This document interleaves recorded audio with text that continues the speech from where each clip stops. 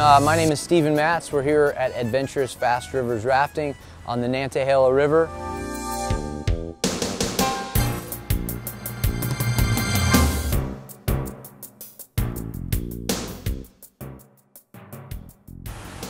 Well, the kayaking and canoeing and rafting kind of came while I grew up competitively swimming, and saw some kayakers one day, and I guess the rest is kind of history after that. It became a huge passion, as most kayakers will attest to, is once you kind of get a taste of it, it kind of does change and govern your life. So taught a lot of kayaking over the years, a lot of canoeing, and this opportunity became available, and we were just definitely searching for something that we were able to, that we would enjoy, and that my wife and I were able to operate together, and I think the rest was just a lot of matter of good timing.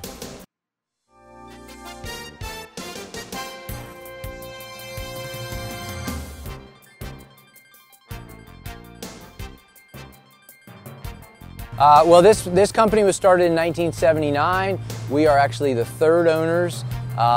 When we came here, it was much as it is today, but we continually are doing improvements. So we were definitely fortunate. It was kind of a turnkey operation, so we just had to learn what type of business we were operating. Business is kind of business. It still comes down to the dollars and cents of how you operate a business. But in this type of business, it's extremely customer oriented. So it's about safety and about making sure that your customers have that excellent experience on and off the river.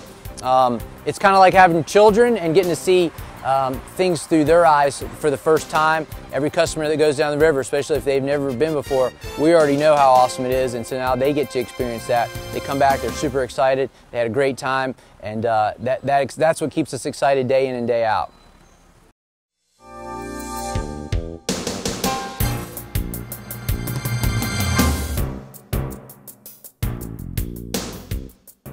Well, owning a business is always a learning experience. We fortunately had owned a couple other little businesses and different things, and tried different things along the way, so we had some experience as far as that goes. I have a civil engineering background, fairly mechanically oriented, able to repair things and keep things rolling. That's definitely important.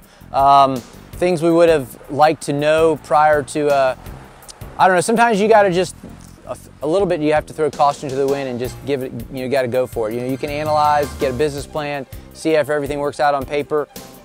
Things don't always look great on paper, but sometimes over time they will come to fruition if you put in the hard work. And so the other things, the things that we would like to have a little more knowledge about, I guess, would be any type of business background that you can establish along the way, entrepreneurial courses, anything that would enable you to run a business more smoothly, understand more of the accounting principles. Marketing is a huge deal in this type of tourism type business. Without marketing, you're pretty much dead in the water.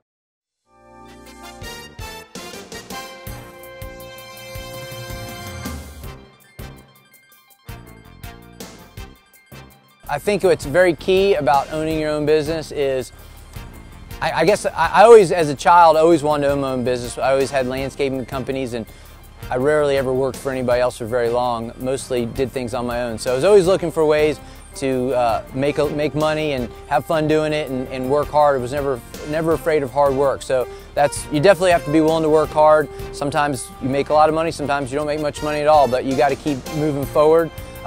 Meeting people along the way. Every person you meet is a potential doorway. Working in industries, in the industry that you enjoy. If you want to be in the kayaking business, you need to be teaching kayaking. You need to be selling gear. You need to be up on all the information. If you want to, anything that you're interested in, you definitely want to gather information about that interest before you set out on your own. You need to be an expert in that area. So that would definitely be my recommendation as far as some preparation. Every opportunity of meeting a person, that's just a potential doorway to another person, to an opportunity that will avail itself.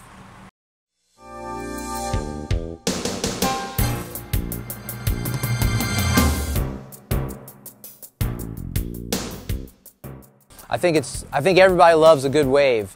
Whether the surfing industry is enormous, obviously those guys are addicted, just like we're addicted to waves on the river. You'll find kayakers all across the country who are willing to live out of the back of their truck to find the next great run, just like surfers are. So, and even if you're a beach goer, who doesn't like to sit out on the beach and enjoy the waves? So it's kind of the same thing. These waves don't break continuously like a beach type wave. Appalachian waves are continuous. So if the river's running, you're going to have that same wave. It's a standing wave. You're going to have it there at all time. So going down the river, it's just wave after wave after wave. The water bounces off the rocks, which create those waves and create different features, and all the features are slightly different. So it's definitely a dynamic situation. Once you learn to read the river, that's when it gets really exciting. You learn how to break it down, and you're able to do harder and harder whitewater. And we're here mostly for beginner and intermediate runs. So a lot of these folks that we deal with, this is their very first time. They might not necessarily learn how to read whitewater first day out, but they're going to start to understand it and be excited about it, and that's what keeps people coming back year after year.